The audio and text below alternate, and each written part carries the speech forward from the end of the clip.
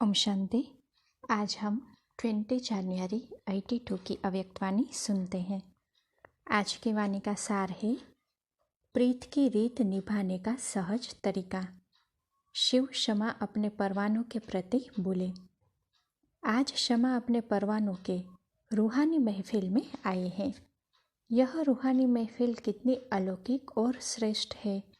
शमा भी अविनाशी है, परवाने भी अविनाशी है और शमा परवानों की प्रीति भी अविनाशी है। इस रूहानी प्रीति को शमा और परवानों के सिवाय और कोई जान नहीं सकता। जिन्होंने जाना उन्होंने प्रीत निभाया और उन्होंने ही सब कुछ पाया। प्रीत की रीति निभाना अर्थात सब कुछ पाना। निभाना नहीं आता तो पाना भी नहीं आता। इस प्रीत के अनुभव जाने कि यह प्रीत की रीत निभाना कितना सहज है। प्रीत की रीत क्या है जानते हो ना? सिर्फ 2 बातों की रीत है और वह भी इतनी सरल है जो सब जानते भी है और सब करते भी है। वह 2 बातें हैं, गीत गाना और नाचना। इसके सब अनुभवी हो ना। गाना और नाचना तो सबको पसंद है ना। तो यहाँ करना ही क्या है? अमृत वेले से गीत गाना शुरू करते हो, दिनचर्या में भी उठते ही गीत से हो तो बाप के व अपने श्रेष्ठ जीवन की महिमा के गीत गाओ, ज्ञान के गीत गाओ, सर्व प्राप्तियों के गीत गाओ। यह गीत गाना नहीं आता? आता है ना? तो गीत गाओ और खुशियों में नाचो। खुशियों में नाचते नाचते हर कर्म करो। जैसे स्थूल डांस में भी सारे शरीर के डांस हो जाती है, ड्रिल हो जाती है, भिन्न भिन्न पोज से डांस करते हो, वैसे खुशी के डांस में भिन्न भिन्न कर्मों के पोज करते। कभी हाथ से कोई कर्म करते, कभी पाँव से करते हो। यह काम नहीं करते हो लेकिन भिन्न भिन्न डांस के पोज करते हो। कभी हाथ की डांस करते, कभी पाँव को नचाते हो। तो कर्मयोगी बनना अर्थात भिन्न भिन्न प्रकार की खुशी में नाचते चलो। बाप दादा को व शमा को वही परमाना पसंद है जो गाना और नाचना जानता हो। यही प्रीत की रीति है। तो यह तो मुश्किल नहीं है ना? क्या लगता है सहज है या मुश्किल? अभी मधुबन में तो इजी इजी कर रहे हो, वहाँ जाकर इजी इजी कहेंगे ना? बदल तो नहीं जाएंगे वहाँ जाकर। तो किसी ने कहा यहाँ इजी है, वहाँ बिजी हो जाएंगे।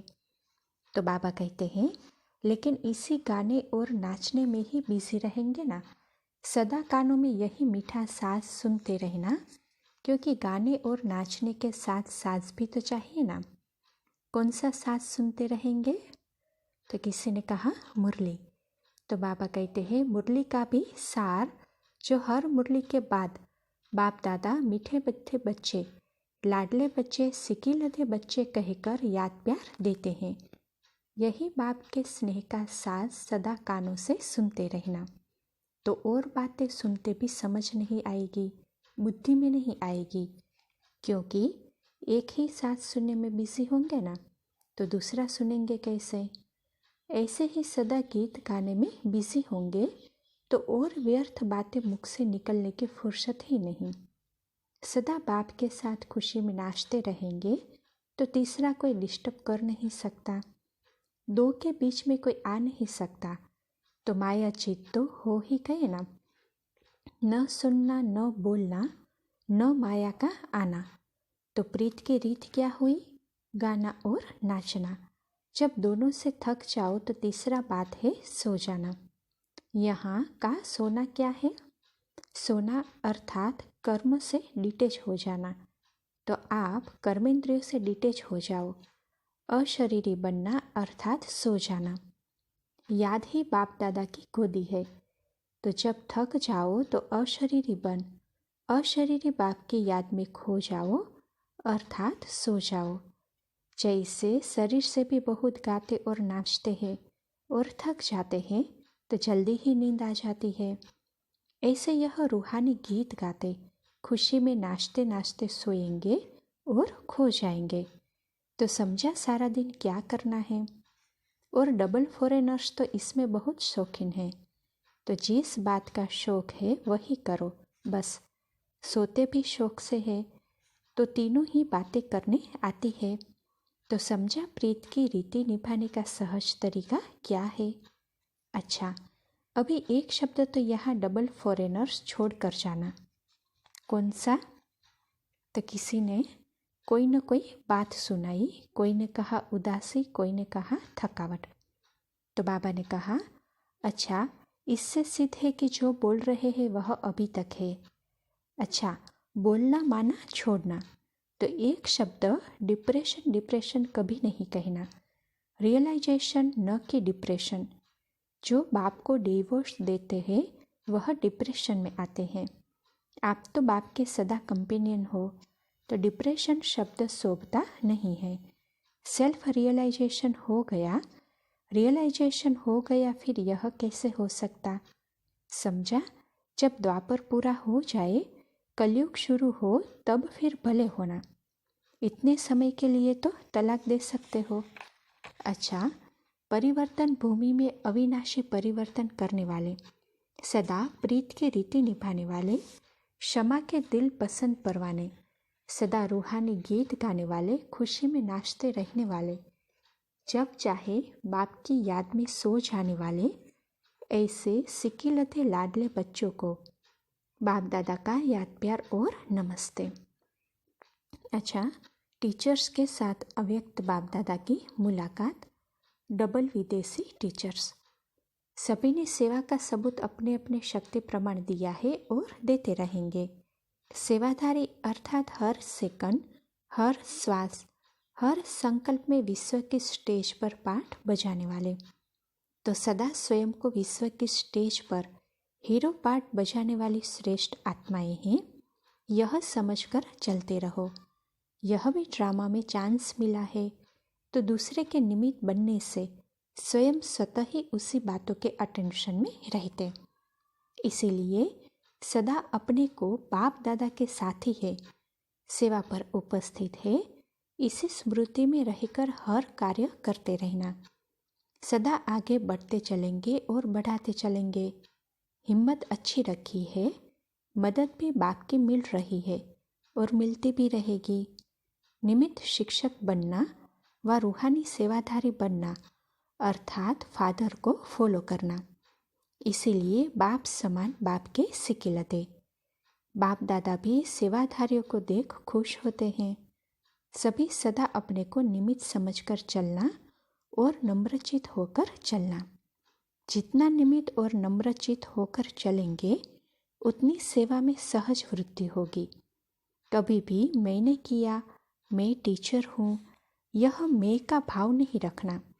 इसको कहा जाता है सर्विस के बजाय सर्विस में रुकती कला आने का आधार। चलते चलते कभी सर्विस कम हो जाती या ढीली हो जाती है, उसका कारण विशेष यही होता है जो निमित्त के बजाय मैंपन आ जाता है और इसके कारण ही सर्विस ढीली हो जाती है। फिर अपनी खुशी और अपना नशा ही गुम हो जाता है। तो कभी भी न स्वयं इस स्मृति से दूर होना, न औरों को बाप से वर्षा लेने से वंचित करना।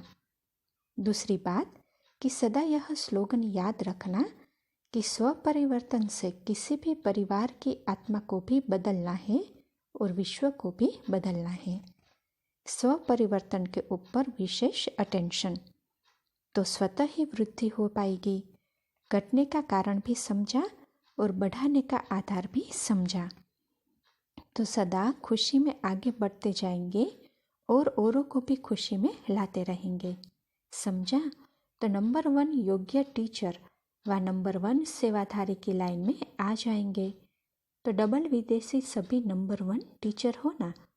मेहनत अच्छी कर रहे हो, मोहब्बत भी अच्छी है, सबूत भी लाया है। हर एक बच्चा सेवाधारी अर्थात टीचर है, चाहे सेवा केंद्र पर रहे, चाहे जहाँ भी रहे, लेकिन सेवाधारी है, क्योंकि ब्राह्मणों का ऑक्यूपेशन ही है सेवाधारी। किसको सेवा का पाठ मिला है, किसको क्या, कोई को लाने की सेवा करनी है, कोई को सुनाने की, कोई को भोग बनाने की, तो कोई को भोग लगाने की, सब सेवाधारी है। बाप दादा सभी को सेवाधारी ही समझते हैं। अच्छा, 83 के कॉन्फ्रेंस के लिए सभी ने नए नए प्लेन्स बनाए हैं, वह बाप दादा को सुना रहे हैं। प्लेन बनाने में मेहनत की है, उसके लिए मुबारक। यह भी बुद्धि चलाई अर्थात अपनी कमाई जमा की, तो मीटिंग नहीं की लेकिन जमा किया। सदा निर्विघ्न, सदा विघ्न विनाशक और सदा संतुष्ट रहना तथा सर्व को संतुष्ट करना, यही सर्टिफिकेट सदा लेते रहना। यही सर्टिफिकेट लेना अर्थात तख्तनशीन होना। संतुष्ट रहने का और सर्व को संतुष्ट करने का लक्ष्य रखो, दोनों का बैलेंस रखो। अच्छा, जो प्लान बनाए हैं वह सब प्रैक्टिकल में लाना, VIPs का संगठन लेकर आना। अच्छा, ओम शांति।